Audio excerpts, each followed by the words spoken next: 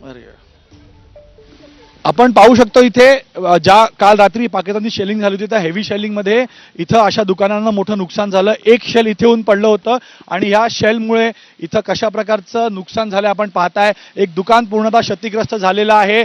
अशाच प्रकारे कमलकोट उरीच्या वेगळ्या सेक्टर्समध्ये इथे शेलिंग झालेली होती आणि या शेलिंगमध्ये पूर्ण नुकसान झालं. हा सिव्हिलियन एरिया आहे, त्यावेळेला कोणी इथं नव्हतं म्हणून जीवितहानी किंवा कोणालाही व्यक्तीला यामध्ये नुकसान झालं नाही. पण दुकानाची परिस्थिती पहा कशा प्रकारे ह्या शेल्समुळे सगळं बर्बाद झालंय. इथली सगळी व्यवस्था आपण पाहू शकतो. इथं आता सिक्युरिटी फोर्सेसनं कंट्रोल घेतलेला आहे. LGची मूवमेंट आहे, कमांडो तिथे आहेत आणि या आत परिसरामध्ये जर पाहिलं तर इथं मोठ्या संख्येनं नुकसान झालेलं आहे. हीच परिस्थिती कमलकोट सेक्टरमध्ये पण आहे. थोडासा पुढे जर आपण गेलो तर तिथं मोहरा सेक्टरमध्ये एक महिला गाडीने जात होती, एक शेल तिथं पडलं आणि ते शेल पडल्यामुळे स्प्लिंटर्स तिला लागले आणि तिची मृत्यू झाली. तर या दृश्यांमधून तुम्ही कळतं की पाकिस्तान काल रात्री 8 तास पाकिस्ताननं इथं शेलिंग केली. 3 तास हेवी आर्टिलरी शेलिंग होती आणि त्याच्यानंतर पाकिस्ताननं पुढचे 5 तास लाईट फायर केले किंवा ड्रोन अटॅक्स करण्याचा प्रयत्न केला. आणि कुठून केला तर माझ्या मागे आता पाऊस पडतोय जोरदार. तर ह्या डोंगराळ परिसरातनं इथं शेलिंग होत होती. ह्याला हाजीपीर सेक्टर आपण म्हणतो.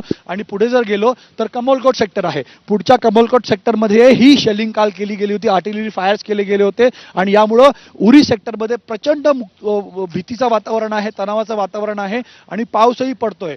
काल 8 तासाची शेलिंग म्हणजे काय असतं इथल्या लोकांना मी जेव्हा विचारलं तर ते म्हणाले कोणालाच वाटलं नव्हतं की ह्यामध्ये ते वाचू शकतील, कारण इतके जोरदार बॉम्ब म्हणा किंवा आर्टिलरी फायरिंग होत होती आणि लोक आपल्या घरी होते, बंकर्समध्ये होते.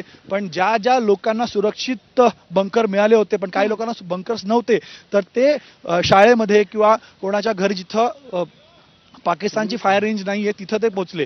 आता तुम्हाला मी सांगू इच्छितो की पाकिस्तान पूर्णतः या भागामध्ये जर आपण पाहिलं तर मी इथे पुढे जातो, कॅमेरामॅन दीपेशला सांगतो पुढे यायला.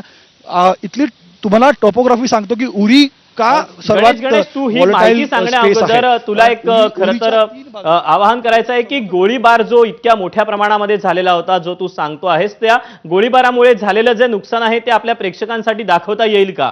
अर्थात त्याची दाहकता त्यामुळे समोर येईल.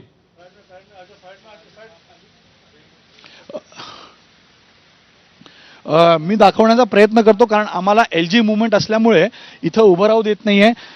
जे मी तुम्हाला शॉर्ट्स दाखवले होते याच्या आधी ते याचे होते.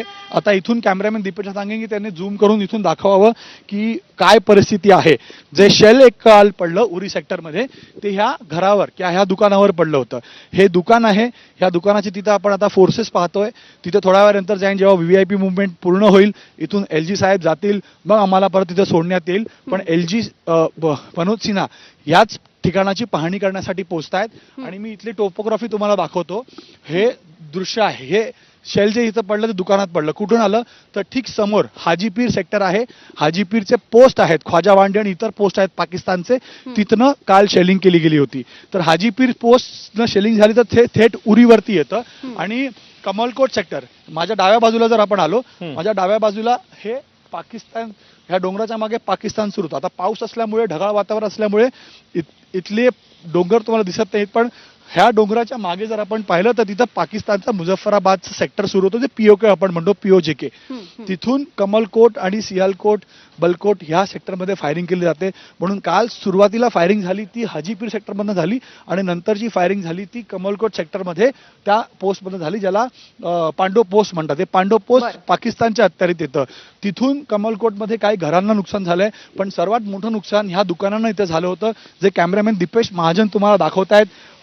थोडंसं आता तिथं कोणाला जाण्याची परवानगी नाही कारण LG मनोज सिन्हा यांची मुवमेंट इथं होणार आहे. काही मंत्री इथं येणार आहेत या सेक्टरची पाहणी करण्यासाठी, कारण काल रात्री 8 तास उरीमध्ये जोरदार शेलिंग झाली होती, आर्टिलरी फायर झाले होते आणि त्यानंतरची परिस्थितीचा आढावा घेण्यासाठी, कारण लोकांना इथून शिफ्ट केले गेले आहे. मी काही हिंदू परिवारांशी भेटलो, त्यांच्याशी बोललो, ते स्वतःहून इथून निघून गेले आहेत. कारण लोकांचं म्हणणं की आता बंकर जरी आम्हाला दिले असते किंवा आम्ही बनवले असते तरीही इथं राहण्याची परिस्थिती सुरक्षित आम्ही नाही आहोत आणि यासाठी आम्ही आता बारामुल्ला किंवा श्रीनगरच्या भागात जातो. म्हणून लोक, जे इथली लोक आहेत ते लहान मुलांना, महिलांना, जे सिनियर सिटीजन्स आहेत त्यांना इथून बाहेर काढण्याचा त्यांचा प्रयत्न सुरू आहे किंवा सरकार त्यांची मदत करते. पण प्रामुख्याने आता उरीमध्ये जोरदार वातावरण, जोरदार शेलिंगमुळे भीतीचं वातावरण आहे आणि आता पॅरामिलिटरी फोर्सेस आणि आर्म्ड फोर्सेसने